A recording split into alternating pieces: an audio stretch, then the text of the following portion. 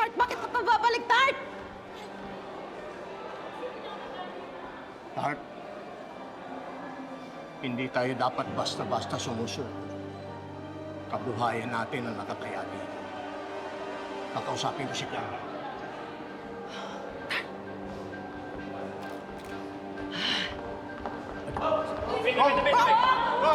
Inaayos naman po kami ng ano kabayan natin. Ang init kasi ng ulo ni Mayor.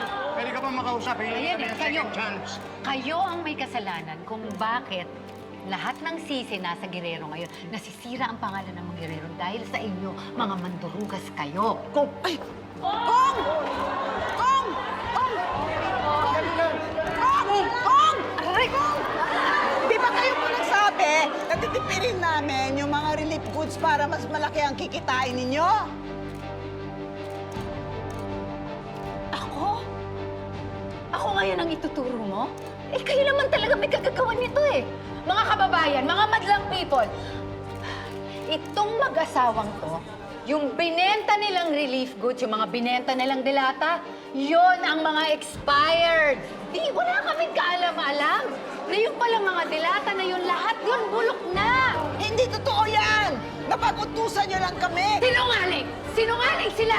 Maniniwala ba kayo sa mag-asawang to? Eh, di ba mga mandarambog to? Di ba yan? Yan ang reputasyon ninyo, mga manloloko. Tayo ang biktima dito. Kaming mga Guerrero ang biktima dito. Kayo ang may kasalanan ng lahat. Sila ang pumatay sa mga pamilya at mga anak ninyo. Kayo ang dapat managot. Di ba? Dapat managot sila sa batas. Kayo! Kayo dapat! Ang kapal ng mukha mo na maghugas kamay. Pagkatapos nyo kaming gamitin, itatapon nyo kami. Sisisihin sa mga nangyari. Aminin ninyo! Sinungaling! Ilalabas namin ang lahat ng nalalaman namin! Bumibili sila ng boto! Hindi dapat nanalo yung mandurugas niyang anak! Tahimik ka!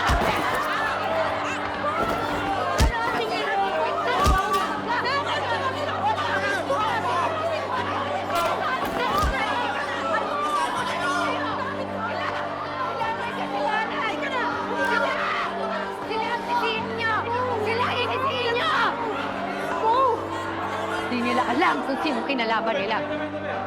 Huwag ako!